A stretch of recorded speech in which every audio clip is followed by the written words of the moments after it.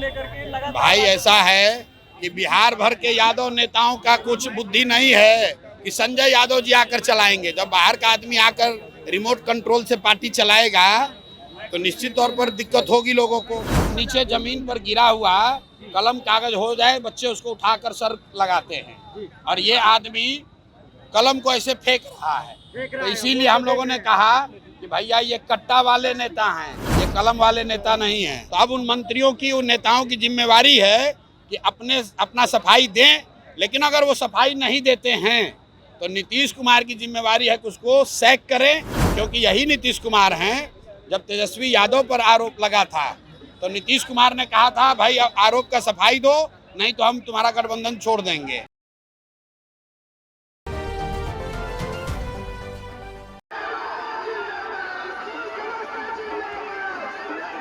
सुनील कुमार शिक्षा मंत्री का कहना है कि 2005 से अब तक नीतीश कुमार जी बेहतर शिक्षा व्यवस्था किए हैं बिहार में। भैया बेहतर शिक्षा व्यवस्था यहाँ बच्चों से पूछ लीजिए कि कहीं स्कूल में पढ़ाई हो रहा है। खिचड़ी बट रहा है, वो भी पिलुआ वाला। जब कहीं पढ़ाई हो ही नहीं रहा है तो कौन सा शिक्षा व्यवस्था बनाए हैं? इंग्लैंड में बनाए हैं। हम लोग तो रोज बिहार के गांव में घूम रहे हैं, हमको और यहाँ के लोगों को तो शिक्षा व्यवस्था नहीं अच्छी दिख रही है। सम्राट साहब भी बोला है कि बिहार के नौजवान को प्लान नहीं करना पड़ेगा इस बार के चुनाव में। अच्छा, अभी 15 साल के 20 वर्ष के बाद ही ज्ञान आया है। 20 वर्ष से कहाँ सोए हुए थे? 20 वर्ष से तो मोदी जी का जाप कर रहे थे, बिहार के युवा का ध्यान नहीं था। अब जनसुराज, अब युवा ने जब ठान लिया है कि जनसुराज का राज बनाना है, जो कुर्सी जा रहा है तो कह रहा है कि पलायन को रोकना है। जिला बनाने की बात कहे हैं। तेजस्वी यादव बोले हैं जो हमारी सरकार आएगी तो तेजस्वी यादव का सरकार 1.5 बरस पहले नहीं था। 1.5 बरस पहले जब उप मुख्यमंत्री थे तो उस समय काहे नहीं बनाए रोसड़ा को?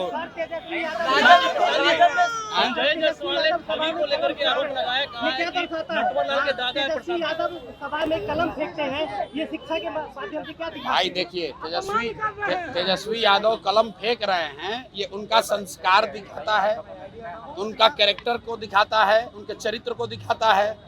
हम लोग सामान्य परिवार में बच्चे कलम को, कॉपी को, कागज को सरस्वती मानते हैं, उसको प्रणाम करते हैं। अगर नीचे जमीन पर गिरा हुआ कलम कागज हो जाए, बच्चे उसको उठाकर सर लगाते हैं और ये आदमी कलम को ऐसे फेंक रहा है। तो इसीलिए हम लोगों ने कहा कि भैया ये कट्टा वाले नेता हैं, ये कलम वाले नेता नहीं हैं।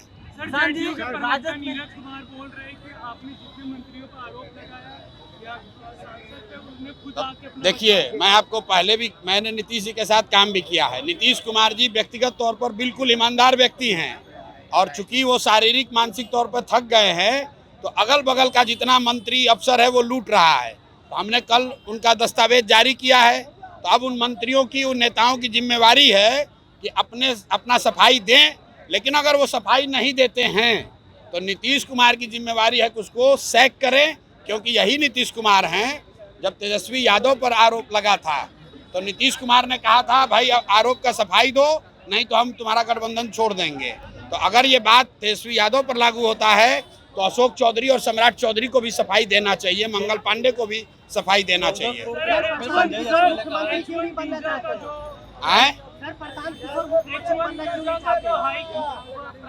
प्रशांत किशोर मुख्यमंत्री बनना इसलिए नहीं चाहते हैं कि प्रशांत किशोर पहले बिहार के युवाओं का जीवन सुधारने का संकल्प लेकर आए हैं। हमारे मुख्यमंत्री बनने से कुछ नहीं होने वाला।